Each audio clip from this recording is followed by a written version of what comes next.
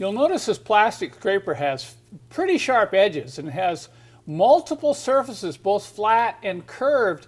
And this is really handy when working on these hoods because you'll find compound curves where you'll have to get in and scrape away. Never use a metal scraper when removing one of these hood pads. So just get a hold of a part of the pad that you're trying to get off and then just bring the scraper in and just work it against the glue like this, see? And then pull it back.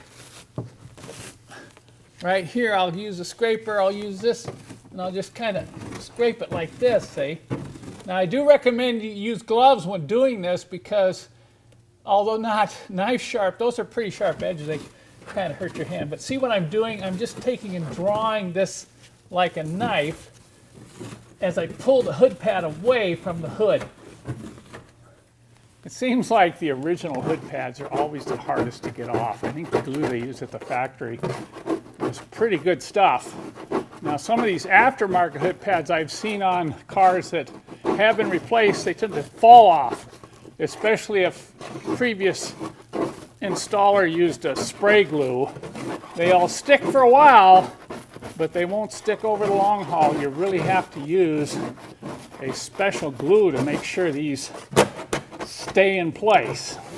And we provide that glue with our hood pad kits. So just keep working it, be patient.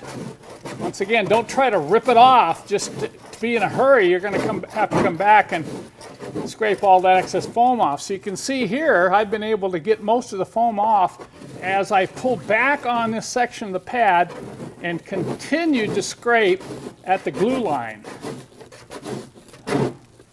And when I'm all done, we'll be ready to install the new pad.